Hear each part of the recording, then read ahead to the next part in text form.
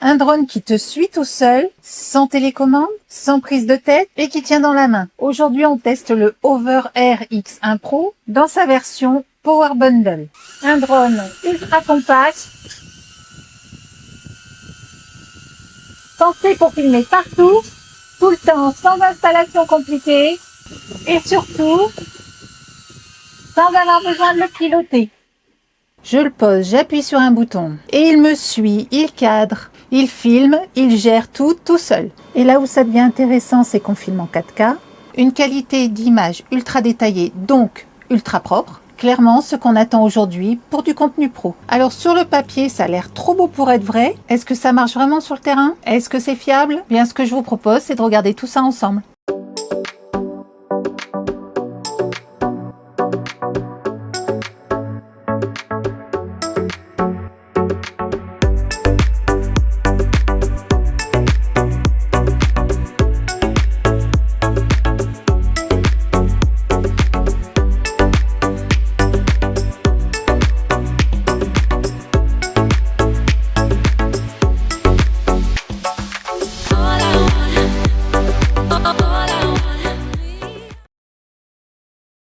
Alors le packaging est minimaliste mais propre. Et voilà la bête, le Hover Air X1 Pro. Alors, première impression, il est ultra léger et ça tient dans la main, c'est vraiment impressionnant. Et là on est clairement sur un produit qu'on peut emmener partout. Et au fond de la boîte on retrouve la petite partie qu'on oublie souvent de lire, les instructions de démarrage pour le premier vol. Dans la petite pochette au fond de la boîte on retrouve un truc sympa. Un petit lot de stickers pour personnaliser le drone à votre goût. Et juste en dessous, le guide de démarrage rapide avec son petit chapitre en français. Et là, clairement, prenez 2 minutes pour le lire. Ce n'est pas du papier juste pour faire joli. En gros, c'est la petite base qui évite de voir tomber le drone au bout de 10 secondes. Et dans cette autre petite boîte au fond, on retrouve une pochette en tissu pour ranger le drone. Très pratique quand on veut le glisser vite fait dans un sac. Et pour finir avec cette boîte, un câble de rechargement double USB-C. Alors dans le kit Power Bundle, on retrouve, on vient de le voir, le drone avec une première batterie, mais aussi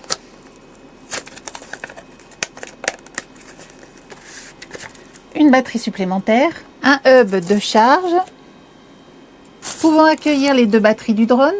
On retrouve également l'adaptateur secteur et enfin pour finir, une petite valise de transport. Et voilà, tout est parfaitement organisé. Les stickers, la housse en tissu, le câble de rechargement, le hub avec les 2 batteries déjà chargées, le chargeur mural, et bien sûr le drone plié bien calé. Et bien sûr le gros point fort, c'est cette pochette semi-rigide. Tout est protégé, rien ne bouge. On met ça dans un sac et on est tranquille. Et en plus du kit complet, on a reçu un des accessoires officiels Hover, le beacon et le joystick. Et là, ça devient vraiment intéressant. À l'intérieur de cette pochette semi-rigide, on retrouve le beacon et les joysticks. Le beacon étant une sorte de balise intelligente qui améliore le suivi et permet de garder le contrôle à distance. Et les joysticks, eux, permettent de reprendre la main pour piloter le drone de façon plus précise, comme un drone classique. L'installation sur le smartphone est très simple.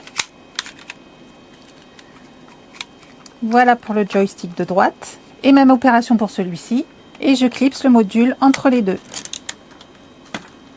Alors, petite parenthèse pour ceux qui ont un gros téléphone comme le mien, c'est un peu serré au moment de l'installer, il faut ajuster un peu, mais ça passe. Alors, côté caractéristiques, on se retrouve avec un drone de 191,50 g qui mesure une fois plié 10 cm et demi, 14,9 cm de longueur, 3,9 cm d'épaisseur. Côté mémoire interne, il possède une mémoire de 32 Go, extensible jusqu'à 1 Tera avec une mini SD. Donc on retrouve un format pliable ultra compact avec des hélices entièrement protégées. Alors des hélices protégées certes, mais par un matériau souple, un plastique légèrement flexible. Et du coup, en cas de choc, ça absorbe beaucoup mieux les impacts. L'interface reste minimaliste mais intuitif avec un bouton central, entouré d'une molette pour sélectionner les menus et d'un petit écran affichant les informations essentielles comme le mode de vol sélectionné et le niveau de batterie. Donc ici, directement sur le drone, on peut sélectionner plusieurs modes de vol automatiques. On commence par le vol stationnaire, le drone reste en place et filme. Ensuite, le zoom arrière. Le drone recule progressivement en gardant le sujet centré. Suivi. Le mode suivi, là il te suit automatiquement, en marchant, en courant, à vélo, sans rien avoir à faire. Orbite. L'orbite, le drone tourne autour de toi en gardant le cadrage. Spirale. Le mode spirale, c'est le même principe que l'orbite, mais avec une montée ou une descente. Vue du ciel. La vue du ciel, là il réalise un plan vertical au-dessus de toi. Piste chariot.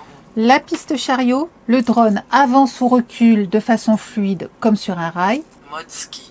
Le mode ski, optimisé pour les mouvements rapides en descente. Mode vélo. Le mode vélo, même logique mais calibré pour suivre un vélo. Suivi en intérieur. Le suivi en intérieur, le drone adapte ses capteurs pour évoluer dans un espace fermé avec beaucoup plus de précision. Rotation à 360 degrés. Et enfin la rotation à 360 degrés, le drone tourne sur lui-même tout en filmant. En gros, tu choisis un mode, tu le fais décoller et le drone fait tout le travail. Donc le X1 Pro est équipé d'une détection d'obstacles à l'arrière. Alors bien entendu, la détection d'obstacles du X1 Pro est appréciable, mais elle reste perfectible et ne remplace pas une vigilance active lors du pilotage. D'une autonomie réelle comprise entre 11 et 13 minutes de vol, d'une vitesse de suivi maximale de 42 km/h, d'une résistance au vent impressionnante puisqu'il est capable de résister à des rafales de 38 km/h. Côté capteur, un demi-pouce, 12 mégapixels de résolution photo maximum, avec une résolution vidéo maximum de 4K à 60 images par seconde et 1080 pouces jusqu'à 120 images par seconde. Alors ce modèle permet également de filmer en format vertical, idéal pour les réseaux sociaux, avec une résolution de 2,7K maximum, 60 images par seconde. Alors bien entendu, l'un des accessoires les plus marquants de chez Hoover, c'est le beacon. Il s'agit d'une télécommande modulable et ultra fonctionnelle. Le beacon est un petit module doté d'un écran de 1,78 pouces sur lequel on peut venir connecter deux extensions joystick et avec deux joysticks il devient une télécommande traditionnelle. On retrouve donc les sensations d'un pilotage classique comme avec un drone traditionnel. Avec un seul joystick, donc il fonctionne alors comme un contrôleur gyroscopique, mais le beacon ne s'arrête pas là. Il joue également un rôle clé en tant que balise GPS, améliorant la précision du suivi et augmentant la portée du drone jusqu'à 1 km. De plus, il possède un microphone intégré qui enregistre la voix de l'utilisateur tout en réduisant le bruit des hélices. Pour maximiser son utilisation, il est vendu avec un clip magnétique à pince pour l'attacher aux vêtements par exemple, et d'un autre support pour le fixer sur les accessoires de caméra d'action par exemple, ou le fixer sur un trépied.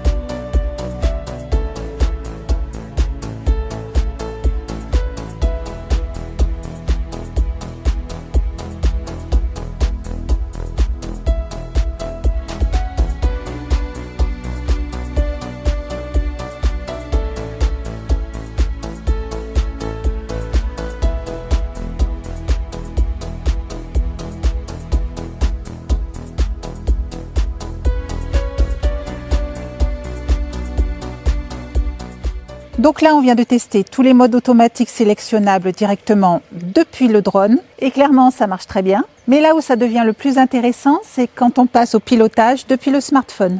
Et là, on passe tout à coup d'un drone parfaitement autonome à un vrai contrôle manuel. Alors, il faut simplement passer à l'application officielle de la marque. Tu la télécharges via le QR code présent dans la notice. Tu l'installes, tu l'ouvres, tu crées un compte, tu paramètres ton Wi-Fi. Jusque-là, rien de compliqué. Et le drone est reconnu quasi instantanément et parfaitement opérationnel une fois les mises à jour effectuées. Donc, directement depuis l'écran du smartphone, on a la possibilité de diriger le drone, de le monter, de le descendre, de le tourner à gauche, de le tourner à droite, de faire une rotation sur lui-même. La possibilité, bien entendu, de démarrer ou d'arrêter l'enregistrement vidéo, de surveiller le niveau de batterie, bien entendu, de lui demander d'atterrir à son point de départ et bien entendu, d'accéder à une foule de réglages dans les paramètres.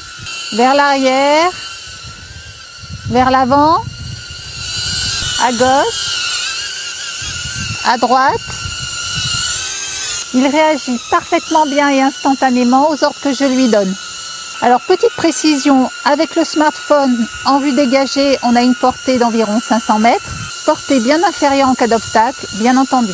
Allez, on passe à l'atterrissage. Alors, je surveille que ma zone soit bien dégagée et atterrir.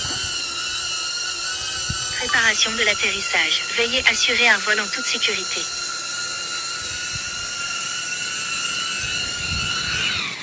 Voilà, dans ce mode, c'est un jeu d'enfant. Donc ça, c'était pour le pilotage avec le smartphone. On passe maintenant à un autre niveau, le pilotage avec le beacon et les joysticks. Donc là, on gagne énormément en précision avec les joysticks, en confort également, puisqu'on pilote sans regarder l'écran en permanence. On gagne en précision de localisation également, puisque le beacon agit comme une balise GPS. Du coup, le drone sait précisément où il se trouve et où je me trouve. Et le suivi finalement devient beaucoup plus fiable et beaucoup plus stable. Et autre très gros avantage, c'est la portée. Rappelez-vous, avec le smartphone seul, on est limité à 500 mètres maximum, alors qu'avec le beacon, on passe à 1000 mètres de distance de contrôle. Alors, petit point important sur la législation, ce n'est pas parce que ton drone peut aller loin que tu as le droit de le faire. En France, la règle est simple, c'est uniquement du vol à vue. Donc oui, plus de portée avec le beacon, c'est indéniable. Et surtout une meilleure émission-réception, surtout quand il y a des obstacles. Alors franchement, avec une taille comme ça, au début, je pensais que c'était un jouet. Mais une fois en l'air, j'ai vite compris que ce n'était pas du tout le cas. Il filme propre, il suit parfaitement et surtout, il fait le boulot. Il est ultra compact, rapide à sortir et simple à utiliser. Je le pose, j'appuie et il fait tout. Et si je souhaite plus de contrôle, je reprends la main avec le smartphone ou les joysticks optionnels. Donc au final, que tu sois débutant ou créateur, il s'adapte à ta façon de filmer. Vous retrouverez toutes les infos, la description et le lien vers la fiche produit juste en dessous de la vidéo. Et nous, on se retrouve très vite pour une nouvelle présentation.